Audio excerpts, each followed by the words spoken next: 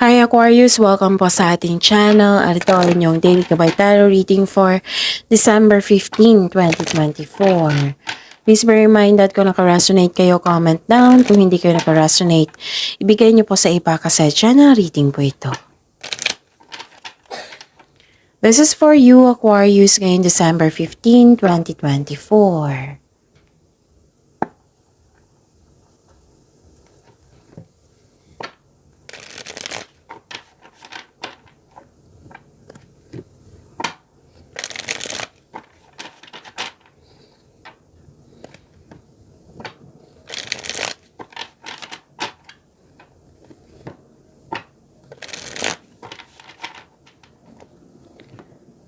Para po ito sa inyo Aquarius ngayong December 15, 2024. Maraming salamat po sa inyong patuloy na suporta at maraming salamat din po sa mga hindi nag-skip ng ads. Gamitin ang reading na ito bilang gabay lamang sa mga hindi pa nag-subscribe. Sa mga hindi pa nag-subscribe, subscribe na po kayo at click bell notification para malaman nyo na may bago tayong video. Para sa mga gusto magpa-reading po, may lumabas dyan sa screen nyo ngayon. Panoorin nyo po at sundin ng instruction. Calling the attention sa mga suki ko dito na Aquarius, open na po inyong Monthly Gabay Tarot reading for December 2024. May 6 months from now reading tayo at love life reading po. So message me, Aquarius, for schedule. Maraming salamat po. Spirits Guide, mga ganap po ngayon December 15, 2024. Para po kay Aquarius, I need 3 cards po.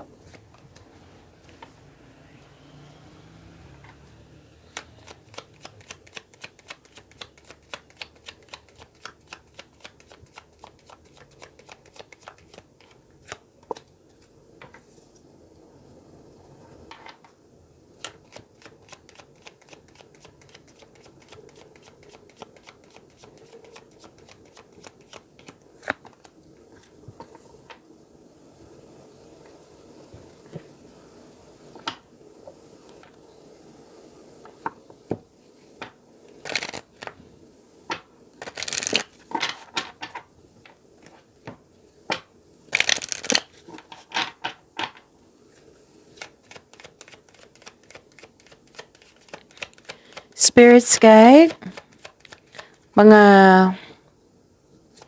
mensahe pa para kay Aquarius ngayong December 15, 2024. I need 2 cards po.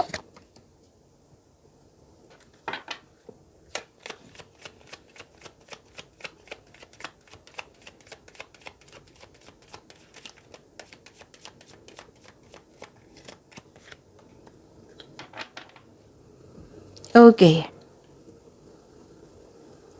Ngayong December 15, 2024 para po kay Aquarius.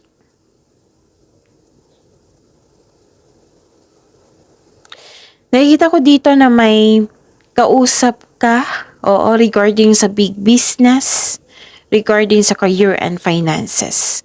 Pwedeng amo or boss or isang mother figure na kausap mo. Oo. Pwedeng mentor mo, kausap mo. May nakita ko ditong power, authority, and protection. Nagkaroon din ng career stability at nagkaroon ng long-term plans.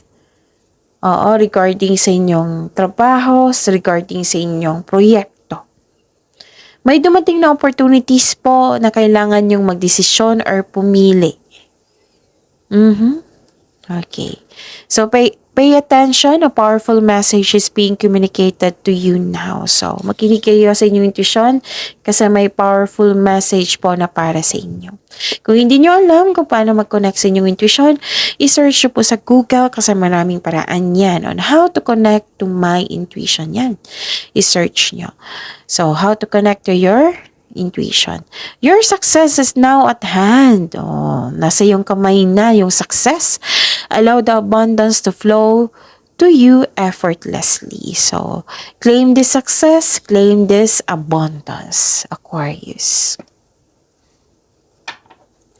Spirits Guide, ano po yung energy ni Aquarius ngayong December 15, 2024?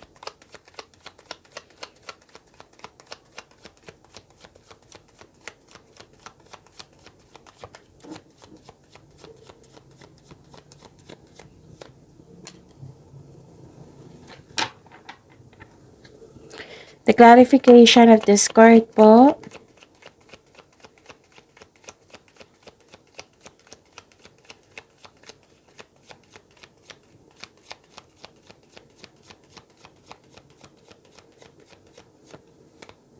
Okay.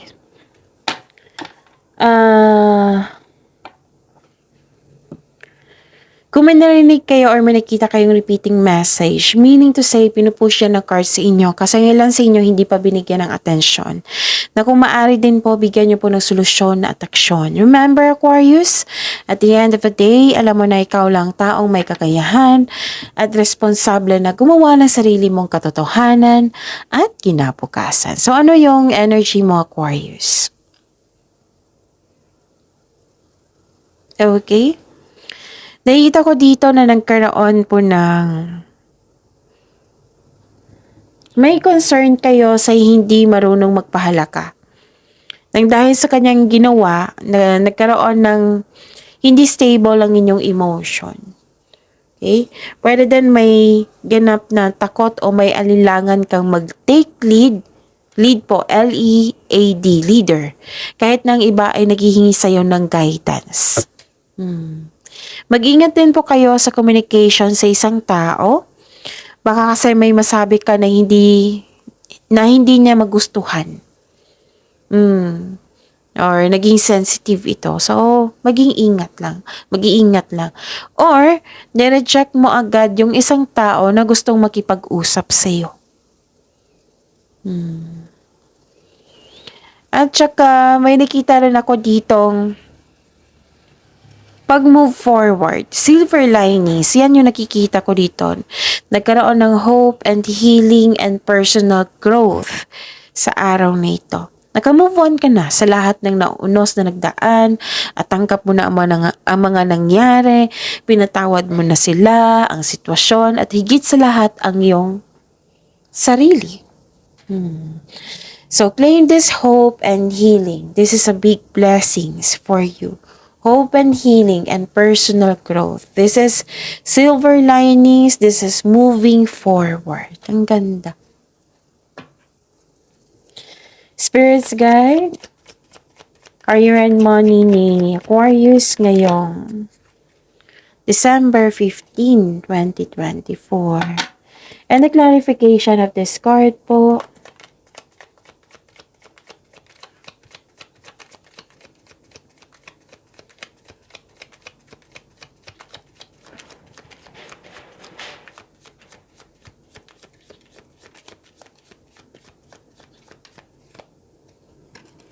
Okay.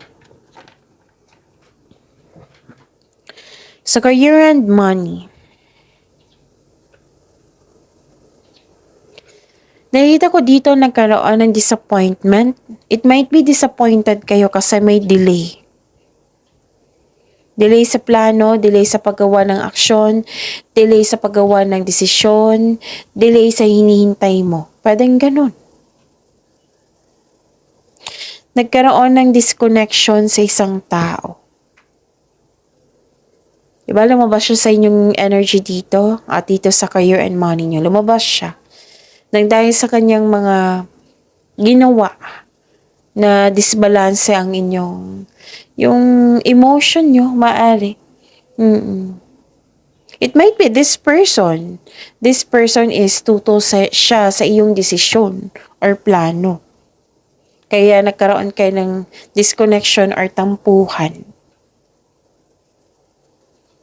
Pero sabi ng card niyo po dito, parte po daw ito sa inyong learning journey at sa kanya.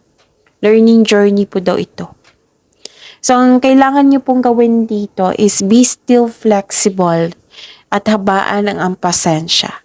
So, be still flexible and patient is what required at this time. Okay? Yun. Habaan ng pasensya. Mukhang nagkaroon ng dalawang card kasi nagsabi dito, Aquarius, na may conflict, tampuhan, disconnection, argument. Doon nakaraang araw ha, or matagal na to na naisip mo ngayon. Now, nagkaroon na ng, di ba, pag move forward dito sa energy nyo, andito rin eh. Pero, may nakita ko dito, Aquarius, na may gustong bumalik sa galing sa nakaraan. Pwedeng ganun. May bumalik sa inyo na may gusto siyang kunin sa iyo. So, ano yung gawin mo? Protect yourself. Guard yourself. Maging alerto. Sino yan, Miss Jav? Usually, yan yung mga comment yan eh. Na matatanggap ko. So, may tanong nyo sa inyong intuition. Para siguradong sigurado. Kaya nga may sinabi dito eh, pay attention and a powerful message is being communicated to you, no? Baka ito yun, no? Kailangan mong bigyan ng atensyon, maging alert ka. May tao kasing ayaw mag-give up dito, pwedeng kayo ito, or pwedeng siya. Ang sabi ng card dito, this card tells you to release old grudges in order to move forward. Actually, may pagpatawad na mangyayari po. May pagpatawad na mangyayari. Pwede mo siyang patawarin. Again, pwede mo siyang patawarin through your mind and heart. Para sa peace of mind mo. Hindi mo na, siguro na nakita mo na hindi na ito magbabago tong taong to. Ganon. So, kung concerned ka sa kanya, surrender mo siya kay God, hingi kayo ng divine assistance. Si God nang bahala sa kanya. Tapos move forward kayo kasi mag-focus kayo sa mga blessings na kailangan nyo pagyamanin pa. Okay? Yun. Doon na lang kayo mag-focus. Yung sabi ko sa inyo parate na, dito tayo mag-focus sa makontrol nyo. Huwag nyo kayong mag-focus sa hindi nyo makontrol. You can set yourself free by forgiving someone in your own mind and heart para sa peace of mind nyo po.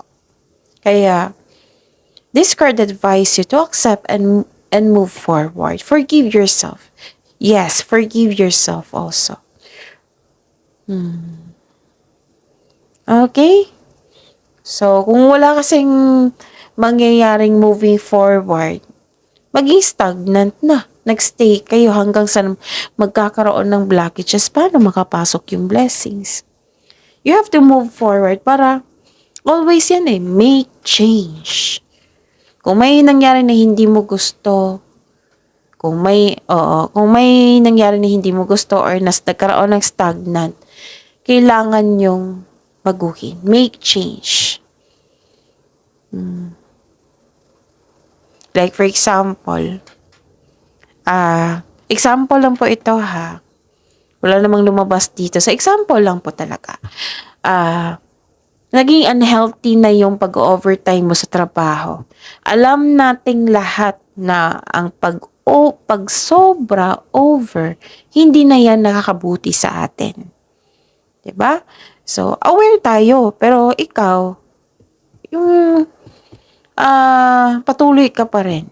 Kahit hindi siya pwede. Kasi over, madidrain ka niyan. Hindi magiging okay yung health mo. 'Di ba? So, yun. You have to balance. Mag-make change ka. Oops, overwork na ako. Sunod-sunod na yung overwork ko. Kailangan ko na tong baguhin. Yan yung ibig sabihin ko. Make change para maitama, para sa pagbabago. Para yung mga pagbabago, para may matama. Tama eh. Alam natin yan, ako, guilty ako. Na alam kong hindi tama na, go pa rin ako. Ganun. Usually, overtime ang problema ko eh. Overwork yung problema ko. So, alam natin na hindi tama. So, make change. Baguhin natin. Yan yung usually na gusto ni God eh. Na hindi na yan tama. Kailangan mong baguhin yan. I-stop mo yan. Baguhin mo kasi hindi na yan nakakabuti sa'yo. You have to take care of yourself. Ganun. Okay? Yun. Basta iba-iba yung sitwasyon nyo ngayon ha. Basta, yon. Sana nakuha nyo. Okay. Like for example, itong conflict na ito, toxicity na ito. O ano yung gagawin mo? Kausapin mo. Kung ayaw, then, make change. Make change talaga. It might be naging toxic kasi naging open ka sa kanya na kailangan niya makialam sa iyong desisyon, ganun. Basta, kailangan yun ng pagbabago kasi alam naman natin lahat kung ano yung tama, diba? So, yun. Make change. Spirits Guide, Love Life, Self-Love, Partnership, and Romance ni Aquarius ngayong December 15, 2024.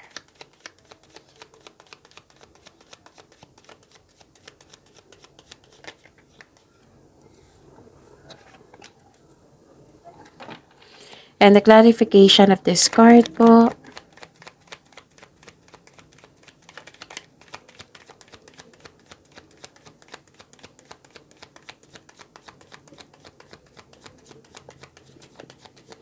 Aquarius.